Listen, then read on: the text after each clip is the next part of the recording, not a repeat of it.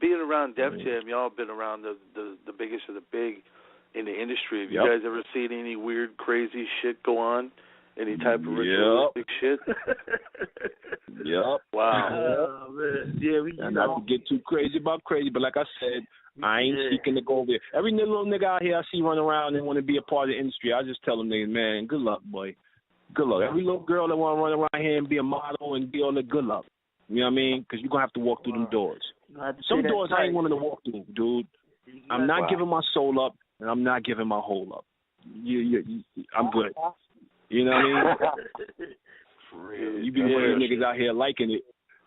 After a while, at first you ain't want to deal with it, but now you liking it. You know what I mean?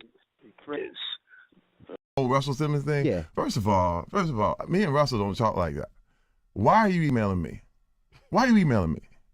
You see, this is the thing. Everybody want to be, now you my buddy, now you my friend. But see, this is what y'all don't know, a lot of people don't know. Russell hangs with them guys.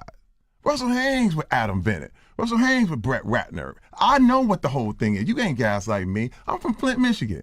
All these cats, man, oh, well, you didn't mean it. I didn't mean it like that. No, nigga, I know exactly what you meant. And you calling me, talking about give this brother a pass. Nobody gets a pass. Right. Nobody. And I'm like, why are you even emailing me? We don't hang out together. We don't do nothing together. I don't know what you're talking about, man. And so, but the fact is, and I saw it for what it was. And believe me, when it first came out, I ignored it. When he emailed me at first, I ignored it. And then all of a sudden, he's like, I got zero tolerance for this thing. I'm like, wait a minute. You say you got zero tolerance, but you told me to get a dude a pass when the dude did it to me. I said, that's because abusers protect abusers. This culture protects it. They protect each other like that. And I'm like, I have no tolerance for it, because this is the thing. The thing that you serve is also the thing you got to eat. That's the real deal. And if you serving it, you one day it's going to come back to you. Listen, again, the arguments are ridiculous. That stuff is ridiculous. I'm just dealing with the facts as they lay. You cannot do this to anybody else. Anybody. No one. And the problem is, and this is the thing, if you don't protect the women, it's happening to you. They're coming after you. I'm trying to tell you, I was standing there and I'm going, wait a minute. It's got to the point where they tricked everybody into thinking it's part of the job. You're like, no, it's not. You ain't, hey man, this part about being in Hollywood, come here. No, it ain't. No, it ain't. Rick ain't normal, I don't give a fuck. I know all producers have their idiosyncrasies, meaning, you know, quirks and weird shit. But he's just strange by strange standards. He's just breaks my mind.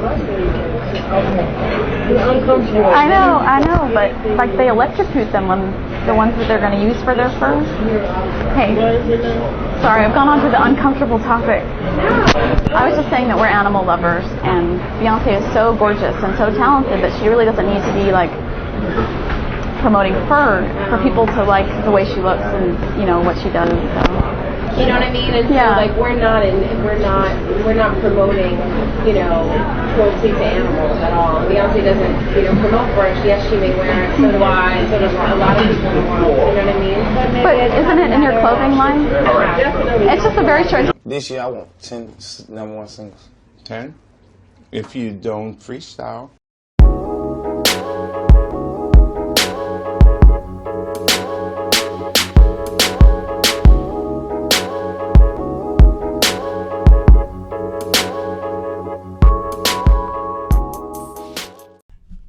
Peace, y'all. Peace. So, in this video, I'm gonna be talking about the record label Def Jam Records. Now, this record label means a lot to me because a lot of high-ranking artists that are some of my favorite rappers have came from this label.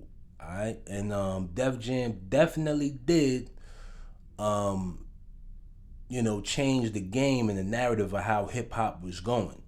Alright, so I'm gonna break down a few things. I'm not gonna do a whole history lesson, but I did find some interesting things that I noticed about this label here. Alright, so Def Jam was founded in 1983 by Rick Rubin in his dormitory at New York University. All right.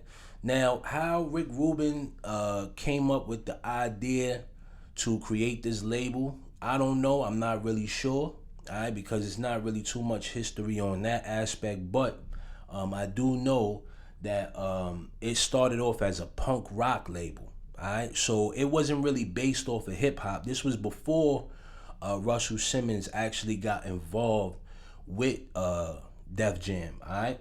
And Rick Rubin had a group by the name of Hoes, all right? Now, Hoes was also a punk rock group, but they wasn't that good. You know what I'm saying? They really didn't go nowhere, so they basically got dropped later on down the line. But then after this situation took place, Russell Simmons was actually introduced to Rick Rubin, all right, during this time. Now, there's different stories of how these two met, but there was somebody that put them together. Now, Russell Simmons was actually running hip-hop. He was a hip-hop promoter back in the early 80s, all right, with Run DMC. All right, so he had his hand in getting people signed like Orange Juice Jones, T-La Rock, and all of these dudes. He was getting them deals in New York.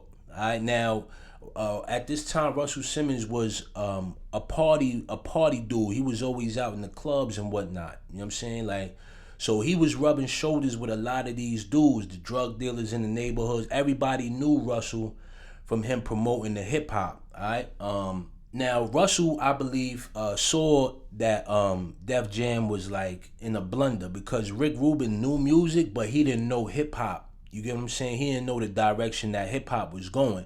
And around the early 80s, hip hop was actually becoming more popular in the urban community. So this is where he kind of derived Rick Rubin to get involved with signing the Beastie Boys and LL Cool J and things of that nature, right? They started to get more hip hop. All right, so they scratched the punk rock situation and went strictly on to hip hop. All right, now when Russell had success with Run DMC over at Profile Records, I believe that he wanted ownership, which is where him and Rick Rubin went 50-50, you know what I'm saying, and split Def Jam down the middle.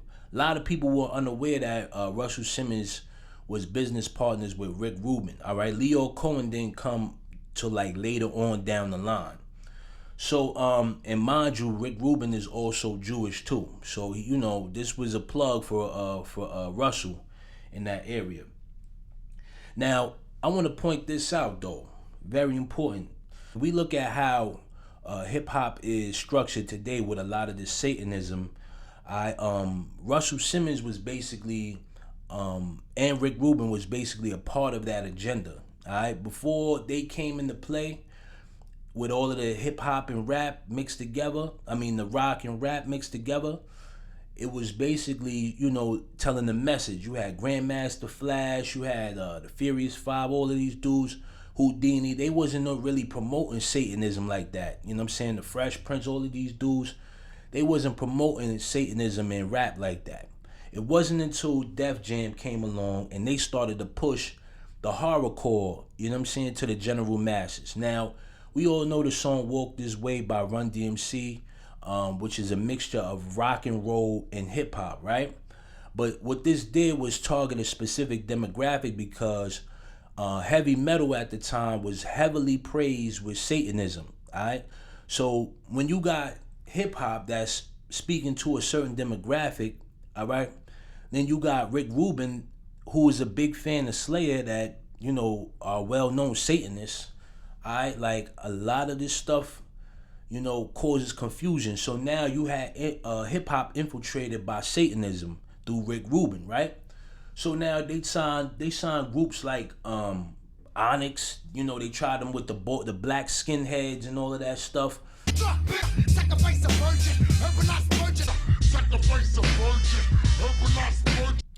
They tried it with the Flatliners.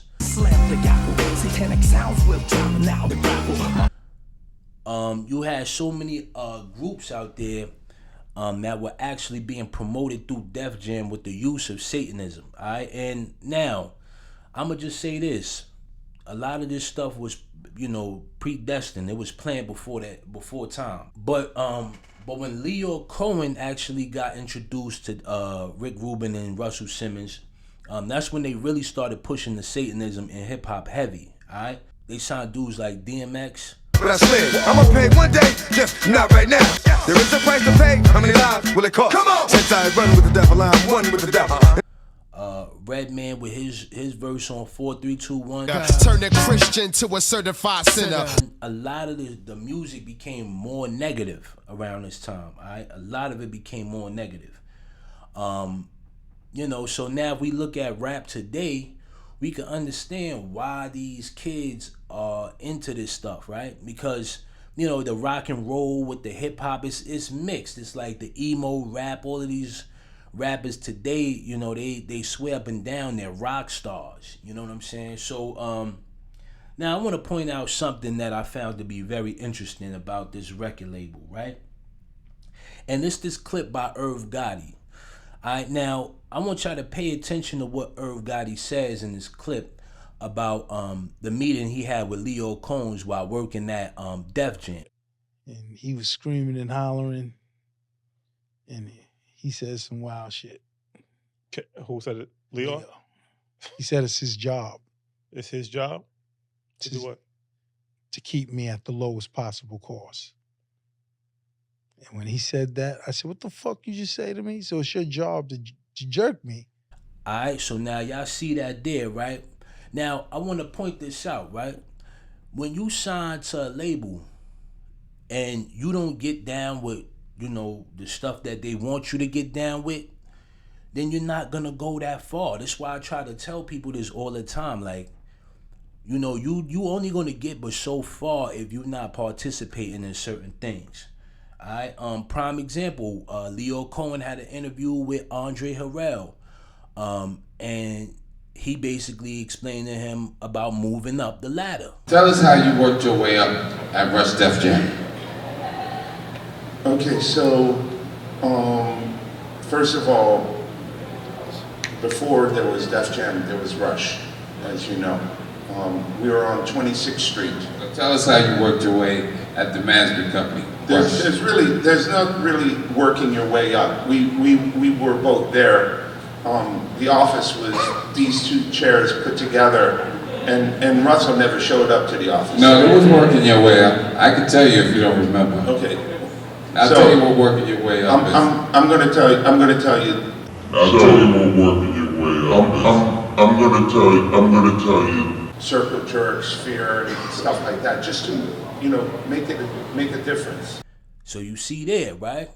They have some type of inside joke, all right? And, you know, this is what they do, all right? This is what they do, and this is how things, you know, the business is ran. You know, they gotta be able to trust you in order for them to do business with you. Now, I also want to say this too, right? Which is kind of ironic to me, but I'm just going to point this out. The fact that Rick Rubin and Leo Cohen actually still have part ownership of Def Jam and Russell doesn't, it kind of crossed my mind. I thought about this and I said to myself, I said, was Russell possibly set up? All right, because, you know, when he did that allegation, let's just say allegedly, to a young female, all right, you know, now mind you, it's not a doubt in my mind that he wasn't on the island with Jeffrey Epstein and all of them guys. You know, Russell was a very rich dude. But when we take a look at that, right, and they said that he had to forfeit all of his businesses, all right, in order to be you know, scot-free or not indicted on those charges. So he ran and escaped and went to Bali and left all of his businesses behind. I don't know how he's surviving, but he's over there. All right, but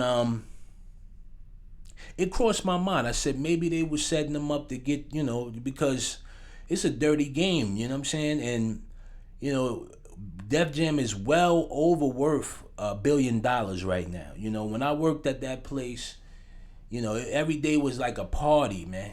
You know what I'm saying? It was like a party every day. All right. So they worth a lot of money. You know what I'm saying? They work for a lot of money. But I was wondering if they basically did that to get Russell out the way. All right, just crossed my mind. You know what I'm saying? So with that being said, y'all, I hope I touched on this video enough for y'all. You know what I'm saying? It wasn't really much to discuss about Def Jam besides the fact that they are basically responsible for bringing Satanism in hip hop. All right, if we want to take a look at how hip hop is structured today and the influence it has on children, a lot of this stuff was transferred through people like Rick Rubin and Leo Cohen, and you know, they had Russell out there handpicking these rappers, you know, so they used them. You know what I'm saying? They didn't have the swagger to go out there and, you know, find the talent themselves, so they used Russell, you know, and got rid of him. You know, sad business, but it's the way it is. All right, so I'm gonna do some more requests. A lot of y'all hit me up in Patreon and asked me to do some requests, so I definitely do that for y'all. All right, peace and have a blessed weekend. But first thing I want to point out, right, is the love is patient, love is kind. Now, if you read the Bible before, you know this is a Bible verse right here, right? This is 1 Corinthians 13, where it says love is patient, all right, love is kind. But they perverted it, all right? They perverted that scripture basically by saying screw love and promoted sex, okay? Because as you can see here at the bottom of the screen is an ice pop, right? And they holding it in the manner which says lick it, all right? That's perverted. So they perverted the scripture right there. Then you could see the mouth is in the direction, you know, open wide as a representation of the phallus and all of this stuff. All right, this is sick business right here. This is sick business right here. Then at the bottom, under the word lick it, okay, is a cup which represents the blood. Okay, now, all right, I'm gonna point this out, right? If you guys could see it, but the clock that's at top, right, is directed to 129. All right.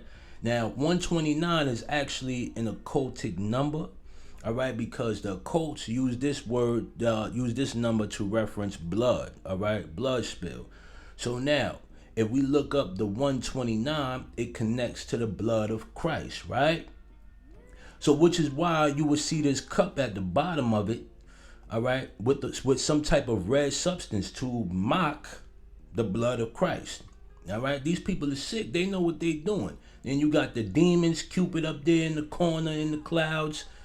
These people are nasty, man. All of this stuff is symbolic, and people are just, you know, getting involved in this mess. I don't understand. Now here,